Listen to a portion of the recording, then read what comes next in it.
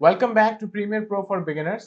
आज के क्लास में हमें सीखना है कि अगर हमारे पास कोई भी हॉराइजॉन्टल वीडियो है और हम चाहते हैं कि वो एक वर्टिकल वीडियो में बन जाए, मतलब रील फॉर्मेट में, तो वो हम कैसे कर सकते हैं। So let's start. तो देखो, मेरे पास यहाँ पे एक सीक्वेंस बना हुआ है, राइट। एक वीडियो है मेरे पास और वीडियो को अगर मैं प्ले करूंगा then you will see that यहाँ पे अच्छा खासा मोशन है, कैरेक्टर आगे की तरफ मूव हो रहा है और कैमरा भी साथ में मूव हो रहा है। पर प्रॉब्लम यही है ना कि ये वीडियो है हॉराइजॉन्टल में और हम चाहते हैं कि ये बन जाए रील फॉर्मेट में, मतलब वर्टिकल। तो उसके लिए क्या करना है, जो हमारा फर्स्ट काम है that is we have to go to sequence. ठीक है, तो सीक्वेंस में जाओ और यहाँ से ओपन करो सीक्वेंस सेटिंग्स। इसको ओपन करोगे तो यहाँ पे एक पैनल ओपन हो जाएगा और पैनल में हमें यहाँ पे आ जाना है दैट सेज फ्रेम साइज।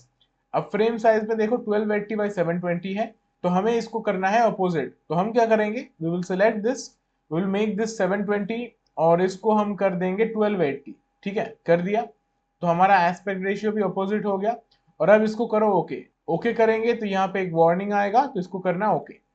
अब देखो ये वर्टिकल तो बन गया, पर यहाँ पे प्रॉब्लम है, ऊपर के ये एरिया कैसे है, खाली है ना। तो इनके लिए क्या करो, वीडियो को सिलेक्ट करो, इफेक्ट कंट्रोल्स में जाओ एंड स्केल योर वीडियो।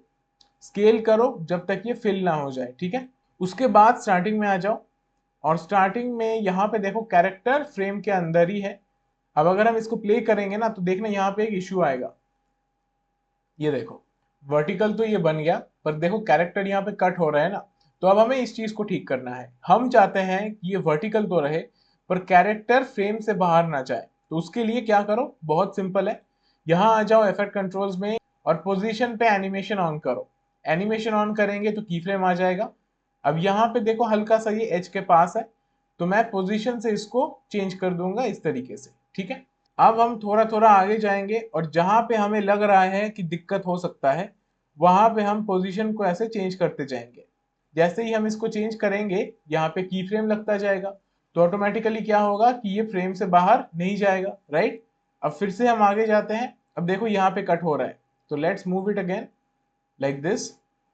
थोड़ा सा आगे जाते हैं, फिर से यहाँ पे फिर से ये एज के पास जा रहा है, तो इसको फिर से मैं मूव कर दूंगा।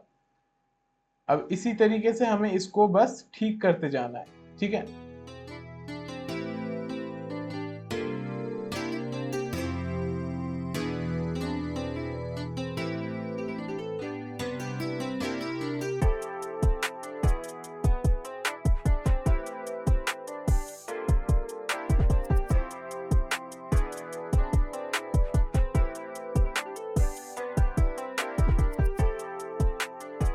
अब यहाँ पे इसका हेड यहाँ पे कांटेक्ट में आ रहा है, तो let's say I will keep the shot till here. ठीक है, एंड नाउ इसको प्ले करते हैं एंड सी।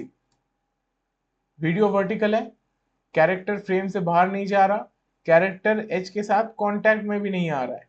समझ में आया। तो हमने क्या किया, सीक्वेंस से हमने फ्रेम साइज को स्वैप कर दिया। 1280 बन गया 720, 720 बन गया 1280। उसके बाद थोड़ा सा एक्स्ट्रा एरिया था, उसके लिए हमने इसको स्केल किया था, राइट। यहां से स्केल कर दिया था और उसके बाद बिकॉज कैरेक्टर फ्रेम से बाहर जा रहा था, तो दैट इज द रीजन कि हमने यहाँ पे पोजीशन को एनिमेट किया और ये की फ्रेम लगा दिए। उससे क्या होगा, कैरेक्टर हमेशा फ्रेम के अंदर ही होगा, फ्रेम से बाहर वो नहीं जाएगा, राइट। तो आज का टॉपिक क्लियर हो जाना चाहिए। तो अब इसको अच्छे से प्रैक्टिस करो और वीडियो को यहीं पे एंड करेंगे। तो अगर वीडियो अच्छा लगा है वीडियो को लाइक कर दो, अगर चैनल पे नए हो और सब्सक्राइब नहीं किया then please subscribe and I will see you in the next one.